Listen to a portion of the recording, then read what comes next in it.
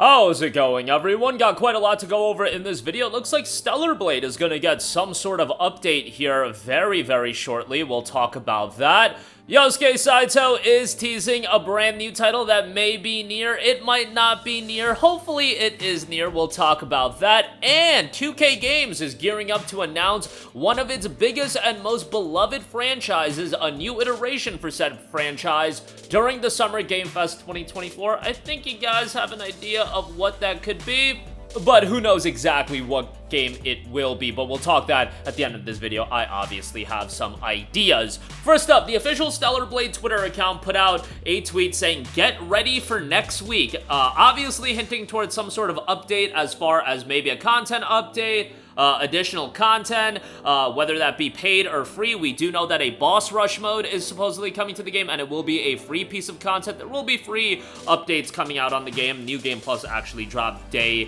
of release, which was a little bit surprising given that we expected that to come after release, but as far as what this content could be, who knows? It could be something like the boss rush mode that has been obviously being worked on. It could be new costumes and things like that, or it could just be merchandise and superfluous stuff like that, like the soundtrack being released. I don't know. It could always be something like that, but given that they're putting out an ominous tweet like that, I would imagine that it's going to be something content related. Now, personally speaking, I don't think it's going to be major. I think it is going to be the boss rush component that they had been teasing and talked about for a while, but just to put on my own, if I was them hat, you know, the coach hat, so to speak, if I was at Shift Up, if I was at PlayStation, I would literally structure the Stellar Blade release cycle like they've structured all other, or mostly every other major PlayStation IP, in that recently, there has been a formula that generally a lot of PlayStation games have followed. That formula being, big game comes out at $70 or $60, you know, in the PS4 days. Then they roll out some free content updates and free patches and everything like that. Obviously, patches and updates like that are going to be free, New Game Plus, etc., etc. You drop some sort of DLC with Horizon Forbidden West. It was Burning Shores. With God of War Ragnarok, it was Valhalla, and that was free, but they could have easily, I am saying easily, they could have charged $10 for Valhalla and people wouldn't have bat an eye on that. With Spider-Man, obviously, it was The City That Never Sleeps, Ghost of Tsushima, Iki Island, so on and so forth. I would drop an expansion at that level. A $10, $15, $20 expansion that'll extend the content a little bit, give you maybe 6 to 8 hours of gameplay, nothing super insane or anything like that, and then that drops a year from now, and then in 2026, you drop the game on PC as well. This is a formula that Sony's been doing a lot, and it's very much to extend the monetization life cycle of a game. Oh, also, they have that element of adding the game to PlayStation Plus Extra, but that won't be happening for a while, and Plus Extra seems to be very much an accessory project for PlayStation at this point and not offering a lot of value. But the general pattern has been drop a game, $60 to $70, do some sort of major content update. Returnal had a major update as well, and then drop it on PC. So you monetize the game with the initial release, you monetize it again if you do release some sort of paid expansion. If it's free DLC, great, but I don't expect free DLC across the board. And then you can release a complete edition on PlayStation 5, and then you drop that complete edition on PC, so you can justify the heightened $60 or $70 price point. You know, 2 years from now, releasing Stellar Blade again at $70 on PC, that would be scoffed at a little bit. But if you say, hey, there's some additional content that wasn't in the very initial release on PlayStation 5, it'll at least ease that blow. That's what I think the issue with Ratchet Rift Apart really was. Ratchet Rift Apart came out 2 years later, it was already a shorter game, and it was still priced at $60. I loved Ratchet Rift Apart, but I don't think they monetized that game as effectively as they could have.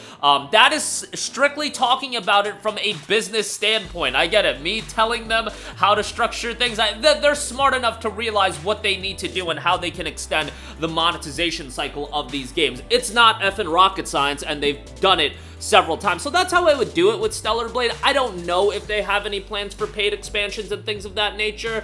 I know they said that they wouldn't do paid additional content and microtransactions, but when you see the success level of the game, okay, you go back to the drawing board and you figure out, can you do more content? A lot of the times, you don't know if a game's gonna get additional content, or the developers don't know if they're gonna do additional content until after they see the reception of the game. I don't believe believe Tales of Arise, before it was coming out, it was scheduled to have an expansion drop 2 years after its initial release. But look at that! That happened with Beyond the Dawn, and that's been the case with a lot of other games in the past. You see how the reception is, and if the reception is strong, like it has been for Stellar Blade, that's when you decide to do an expansion or some sort of extension to the game that is going to be paid 20 to 30 bucks. 10 to 30 dollars is usually the range. Beyond the Dawn, for example, was, I believe, $30. So that's just an example. Burning Shores, I want to say, was $19.99 or was it $24.99? I don't remember. Sometimes I forget about these DLC prices. But you get the idea and where I'm getting at. And it's super effective of just re-releasing the game, and you release it as a complete edition, then you do a PC release. It's a good way to go about things in terms of these games are expensive to develop for. Let's churn out multiple releases of them. It just makes a lot of sense from a business standpoint. Alright, moving on from that, Yosuke Saito is working on a new project with Yoko Taro and Keiichi Okabe. It might be NieR, it might not be NieR. Square Enix executive officer and NieR series producer Yosuke Saito is working on a brand new project with NieR series director Yoko Taro, and obviously when it comes to announcements from them, they're gonna be very coy about things. Saito said, "I've been talking about wanting to do something with Yoko and Okabe for some time now. I'll have something a bit more put together to say in the not too distant future, so please stay tuned." It might be NieR, it might not be NieR. That's about all I can say for now.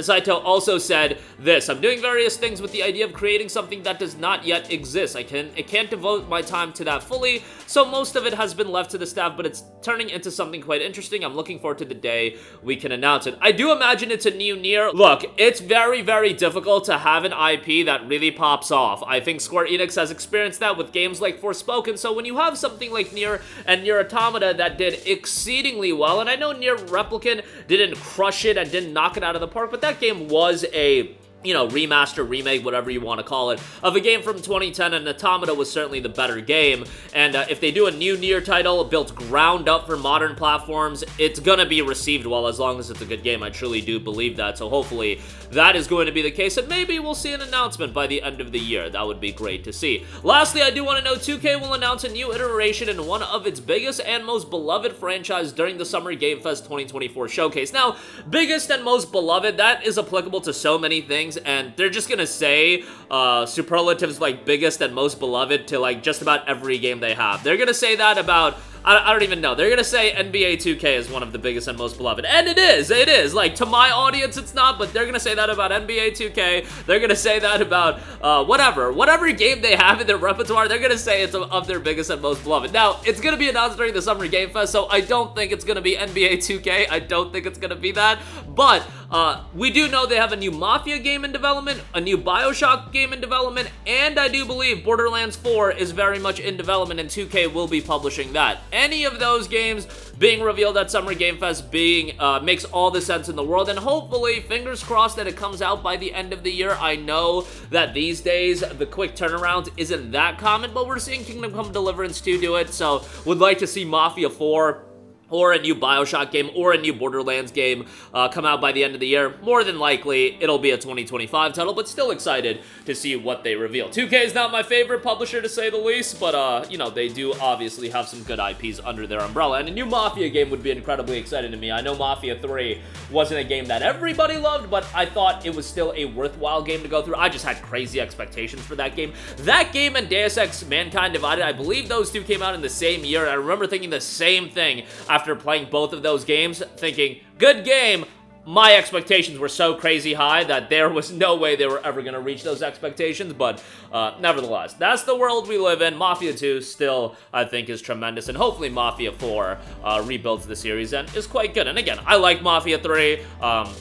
That is one of those games that I feel like the open world kind of hurt the game more than anything, but we'll see how they do that. And a new Bioshock game, new Borderlands, there's a lot of potential as far as what they could do. But that is going to do it for me. Again, Stellar Blade looking to get some sort of update here in the next week, some announcement, and probably if it is, something like a boss rush update, it'll be out shortly thereafter, probably sometime in the summer, and I wouldn't even doubt an immediate release, given that sometimes that's what they do. And this is a really good strategy to keep Stellar Blade in the news cycle. You got a new IP that people have been gravitating towards. Let's keep it in the news cycle for as long as we can. And again, I think it would be so advantageous for them, even if they didn't initially think about it, to go back and do an expansion. 6 to 8 hours of gameplay, 20 to 30 bucks. You're gonna make a killing. You can re-release the game as a complete edition.